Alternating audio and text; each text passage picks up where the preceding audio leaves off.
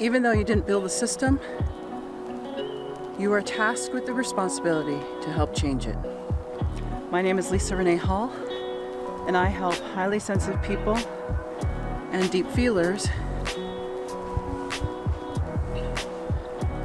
explore unconscious biases so that they stand on the side of justice and become better ancestors, all while protecting their energy.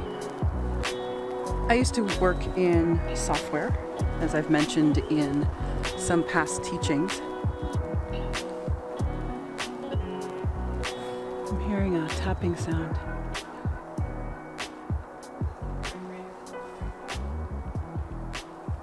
These people. Here's a tip. If you've never been on a trail before, the worst time for you to go on a trail for the first time is in winter, because you may not know where you're going.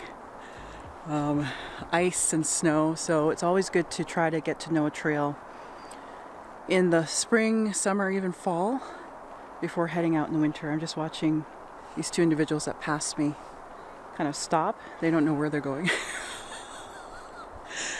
and the thing is, yeah, I do, but I'm not going to move because I don't want people following behind me as I'm trying to do some filming. But yeah, I used to work in software.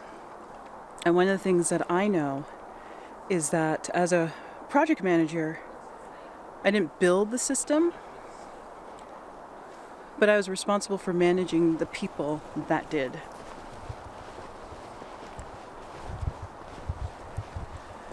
And so what did that mean? It meant that there were systems analysts and DBAs, database administrators.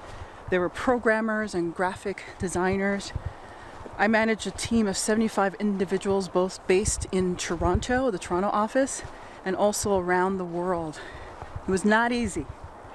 But as a project manager, my responsibility was to ensure that everyone did their part in building the software so that we met the timeline and the due date. I did not build the system. I didn't touch the code. I didn't cut up the graphics. I didn't build the rows in the database. I did none of those things. Instead, as I said before, I was responsible for ensuring that everyone on the team did their part so that we stayed under budget and under budget and within schedule. And so eventually the software is launched. It goes out to the client, and then the end user starts to use it. And then eventually someone will report a bug. And what's a bug? It's the software not operating as it should. Notice I didn't say as designed, as it should. And so, for example, an end user might put something in their shopping cart, and then when they go to check out, they click the checkout button, and instead of being taken to the page to enter their credit card information, the shopping cart is deleted. All the items in the shopping cart are deleted, and then the end user, is taken back to the front screen. In most cases, the end user will repeat the process, confused, like, what's happening here? I put items in my cart, I click on checkout, and instead of being asked for my credit card, all the contents are emptied and I'm taken to the front page. That's a bug.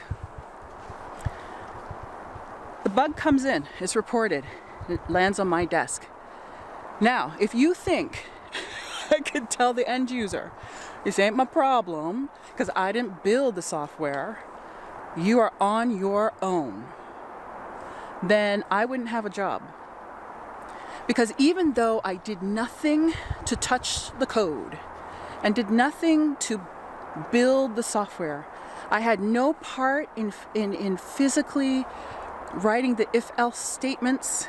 I had nothing to do with cutting up graphics and designing it in Photoshop and cutting them up. Like, I had nothing to do with that. However, I benefited from the work that my team did to make that possible. And so by extension, I benefit, and therefore If someone is saying that there's a problem with the software, it is my responsibility to help fix it, because I benefit. And how do I benefit? I benefit because when the software is built, and if it's done according to specs and it's done under budget and on time, it makes my higher ups happy, which then means I continue to be employed, which means I can buy nice things. So that's how I benefit. Again, I didn't touch the line of code, but I benefit from it being built.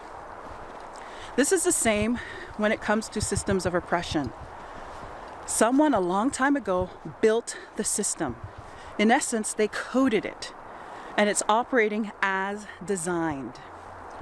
And even if you didn't have a hand in designing that, most likely you did not, either because we're so many generations removed from those individuals. We're a lot of generations removed from them. And not just that, maybe you just recently arrived in the country that you're in and you're like, hey, I'm a recent arrival. My ancestors weren't on these lands for 300 years, 200 years, so like, this is not my problem. The issue, however, is that you benefit in some way from the system as it's designed. If the system is designed to benefit some based on nothing more than their social, ethnic, and biological identities, then even though someone else built the system, you benefit. And then the opposite is also true.